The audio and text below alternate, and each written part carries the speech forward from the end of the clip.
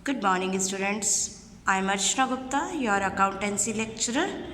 और आज का टॉपिक है हमारा लेखांकन संकल्पनाएं, जिसे हिंदी इंग्लिश में बोला जाता है अकाउंटिंग कंसेप्ट्स।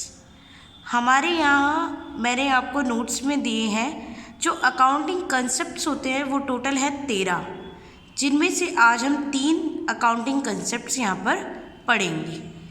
पहला अकाउंटिंग कंसेप्ट है हमारा separate slash business entity concept. Yes, या तो आप इसको पृथक अस्तित्व की संकल्पना कह सकते हैं या फिर व्यापारिक इकाई संकल्पना कह सकते हैं।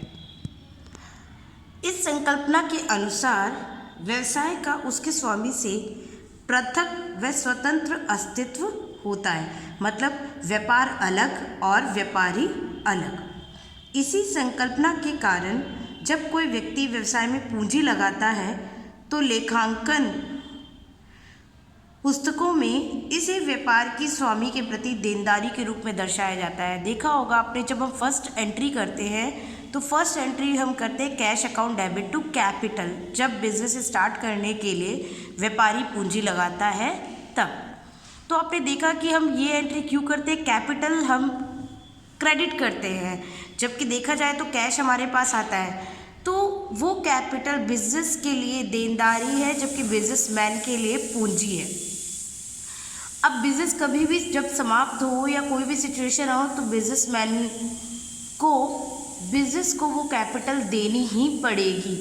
तो इसलिए हम कैपिटल को लायबिलिटी साइड, मतलब दायित्व मानते हुए, ठीक है, दायित्व मानते हुए इस एंट्री को करते हैं।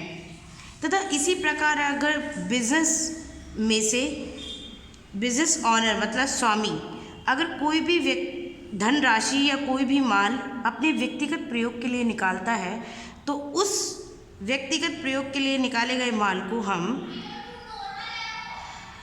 आहरित करते हुए ड्राइंग्स की एंट्री करते हैं और कैपिटल को कम करते हैं। वो भी इसी कंसेप्ट का बेस है। जब वो कैपिटल दे रहा है तो बिजनेस की दायित्व कितना बनता है, पूरी कैपिटल चुकाने का।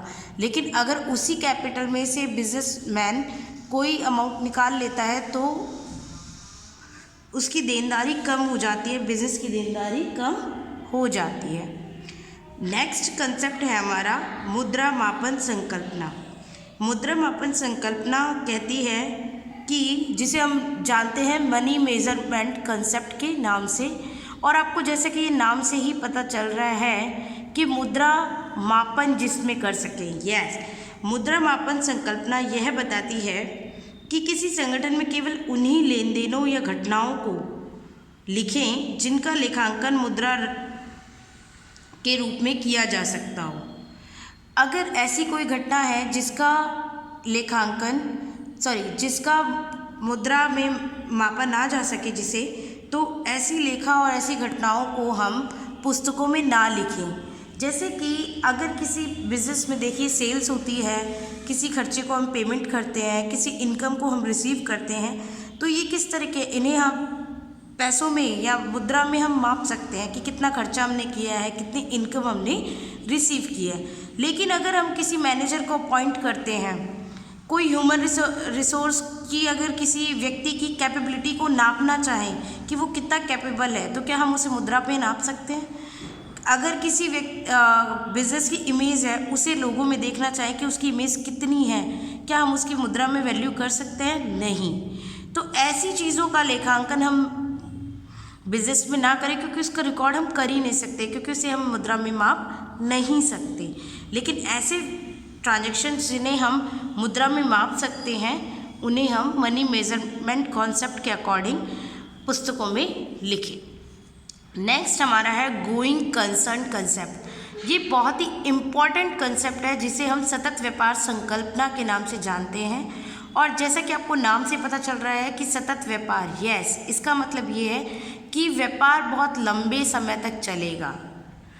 और जब भी कोई बिजनेसमैन बिजनेस को ओपन करता है तो वो यह मानकर करता है कि जो बिजनेस है वो काफ़ी लंबे समय तक चलेगा और उसका क्योंकि कोई भी बिजनेसमैन उसको समाप्त होने का भविष्य में पूर्वानुमान कभी नहीं लगाता। वो हमेशा यह सोच के चलता है कि भविष्य जो ये बिजनेस है भविष्य में बढ़ेगा ही बढ़ेगा।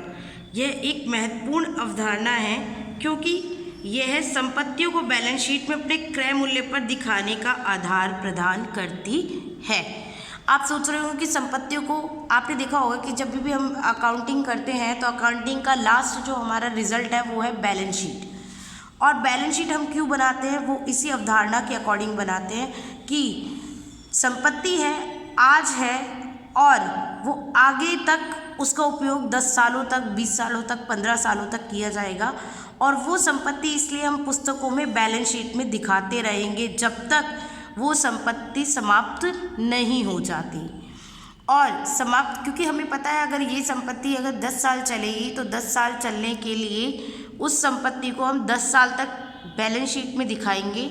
और जितना उस संपत्ति में, क्योंकि संपत्ति निर्जीव है और एक ना एक दिन समाप्त ज़रूर होगी, लेकिन बिजनेस तो लंबे समय तक चलेगा, तो समाप्त होगी। तो समाप्त कैसे होगी, अगर हम उस पर डेप्रिसिएशन नहीं लगाएंगे, क्योंकि सालों साल यूज़ करते जाएंगे तो संपत्ति क्या होती जाएगी, घिसती जाएगी, घिसावट आती जाएगी, उसमें उसके मूल्य में कमी आती जाएगी। तो क्या संपत्ति जो आज मैंने 50,000 की खरीदी है, क्या 5 साल बाद भी 50,000 की रहेगी? नहीं, वो संपत्ति 5 साल बाद उसका मूल्य घट जाएगा और हो सकता है संपत्ति ही खत्म होने लगे। तो इसलिए हम उस संपत्ति को बैलेंस शीट में उसके परचेज मूल्य पर दिखाकर उसमें डेप्रिसिएशन लगाएंगे और डेप्रिसिएशन लगाने के बाद वो धीरे धीरे समाप्त हो जाएगी। तो इसी अवधारणा को मानते हुए, गोइंग कंसेप्ट को मानते हुए हम अपनी पुस्तकों में लेखा करते हैं। कुछ और कंसेप्ट्स हैं वो हम धीरे धीरे आगे नेक्स्ट वीडियो में पढ़ते जाएंगे। अगर किसी भी बच्चे को कोई प्रॉब्लम है तो आप मुझसे पूछ लीजिएगा। Thank you very much, thanks a lot.